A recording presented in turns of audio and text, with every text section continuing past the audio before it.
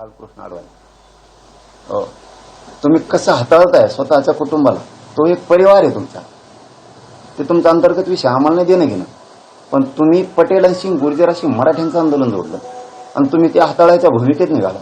तुमच्या त्या पद्धतीने हाताळणार असाल तर ती होतं तुमचं कुटुंब त्यांनी सहन केलं. इथं महाराष्ट्र एक असा आहे की ज्यावेळेस दिल्लीवरती किंवा भाजपवरती संकट येईल त्यावेळेस दोन्ही हातावरती आपल्या जबाबदारी महाराष्ट्र घेतो आणि हिमालयासारखं उभा राहतो तुमच्या पाठीशी.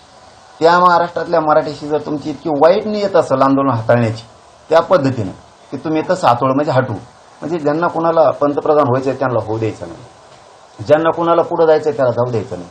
जो कोणी रेसमध्ये पंतप्रधानाच्या त्याला 2-3 दिवस ठेवायचं. उदाहरणार्थ मनोहर पर्रीकर हे ज्या ज्या वेळेस काम करायचे त्यावेळेस त्या रेसमध्ये आले की तुम्ही त्यांना बरोबर हाताळायचं. म्हणजे तुमची हाताळण्याची पद्धत सांगतो ती मराठ्यात वापरायची नाही.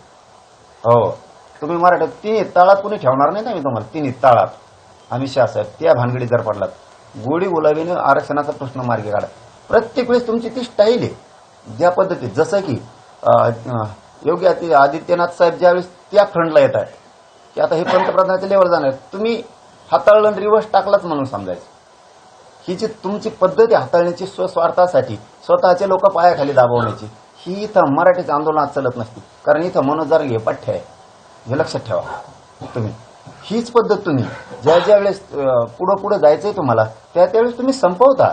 ज्या लोकांना उभं आयुष्य घातलं त्या लोकांना सुद्धा संपवायला तुम्ही, जसं की आपले शिवराज चौहान मामा, ज्या माणसानं मध्य प्रदेश स्वच्छ केला, एकदम चांगल्या पद्धतीत पुढं डेव्हलप केला, जो माणूस रेसमध्ये चालला तो माणूस तुम्ही कसा हाताळला हे आम्हाला सांगायची गरज नाही. सुषमा स्वराज यांना तुम्ही कसं हाताळलं हे आम्हाला सांगायची गरज नाहीये.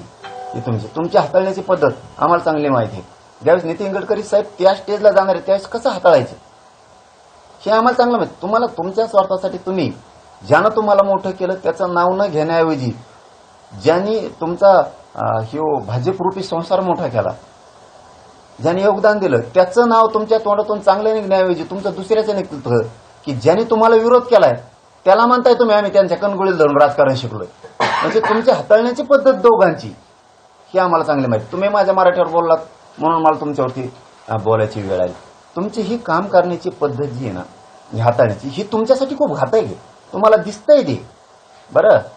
अमित शहा साहेब तुम्हाला फक्त दिसतंय हम करो सो कायदा काहीतरी ते तुम्हाला वाटतंय, पण तुम्ही इतके येडी जनता या देशातली समजूच नका. तुम्ही जे माणसं आयुष्य त्यांनी घातलं, वसुंधरा राजे साहेब ज्यांनी आपल्या मनगटावरती सगळं भाजप पेलून धरलं होतं, ज्या काळात तिथं वाढत नव्हतं ती परिवर्तनाची लाट ज्या लोकांनी निर्माण केली, त्यांच्या जोडीला ज्योतिरादित्य शिंदे साहेब, हे लोक ज्या ज्या वेळेस त्या रेसला येतील त्या त्यावेळेस तुम्ही कशा मागे फेकायचे, तुमच्या आंदोलन हाताळण्याची पद्धत काय, तुमच्याच लोकांचा घात तुम्ही कसा करायचा, आंदोलनाकडे येतो मी. तुम्ही आंदोलन तेही कसे हाताळले त्याच्याकडे पण येतो. आज येतोयच तुमच्याकडे मी आता. पण तुम्ही तुमचे सुद्धा कसे हाताळले. तुम्ही अनिताबेन पटेलांचं काय केलं, पटेलांचा वापर करून तुम्ही गुजरातमध्ये कोणत्या बेटावरती काय उभा केलं, दीवदमनच्या बेटावरती तुम्ही काय उभा केलं, नगर हवेलीच्या बेटावरती तुम्ही काय उभा केलं, सिलवाशाच्या बेटावर तुम्ही काय उभा केलं, आणि स्वतःचे लोक तुम्ही खड्ड्यात घालून तुम्ही वर येण्यासाठी तुम्ही कोणत्या थराला गेलेला आहेत ना. तुम्हाला वाटत नसेल की इतक्या लांबपर्यंत काय काय करायला आहे. कारण माझ्या मराठ्याचं आंदोलन हाताळायच्या भानगडीत जर पडाल तर तुम्हाला सांगतो तुमचा राजकीय एन्काउंटर होणार.